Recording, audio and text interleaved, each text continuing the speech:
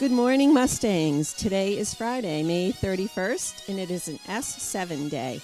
The SAT word of the day is precipitate, meaning to cause a sudden outcome. The lunch for today is chicken parmesan and penne pasta. Today on the show, we will have a story about a shoe collector. So sit back and relax because NHS Update starts right now.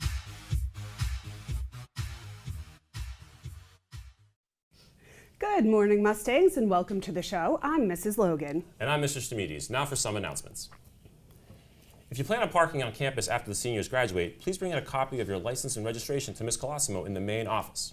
You must have an official spot in order to park on campus. Next up, we have another Mustang Magazine story. Freshman reporters Allie Parkinson and Erin Dunn caught up with the Nord Local with an amazing collection. Here's the story now. Nord local Richard Kazau has a lot of sneakers, and after collecting more than 2,000 pairs during a 40-year span, he decided they needed their own residence.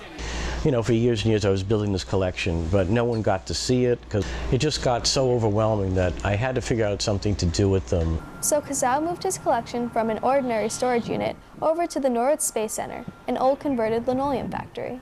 It was an empty old warehouse that was abandoned, and a bunch of artistic type people came in and they took it into individual kind of collector spaces where a lot of businesses gather and a lot of different types of people are here. And that was the beginning of what Kazau now calls his sneaker museum. I had to figure out something to do with them that, you know, could share with everyone, and I could get some pleasure out of seeing them and playing around with them and photographing them and sharing them and whatever. Recently, Kazau has been building what he calls his wall of 1,000 Jordans. It started with Jordan. He kind of created the sneaker craze of making sneakers kind of art for your feet, and that's kind of what we grasped onto back then, and it's kind of never stopped. Kazau says he has a real connection to the history behind his collection.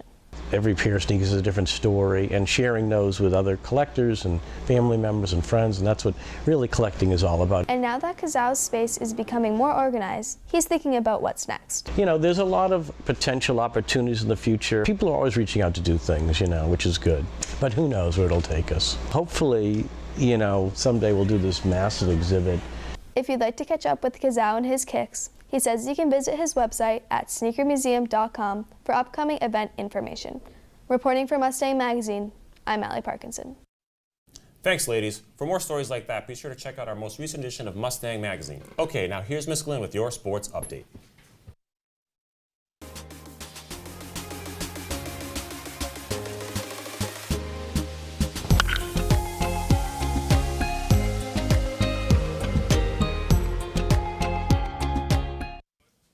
Good morning, Mustangs. I'm Mrs. Glynn here with your sports update. Yesterday, softball beat Hopkinton 12-6, and boys tennis beat Ashland 4-1. Sadly, baseball lost to Hopkinton 6-4.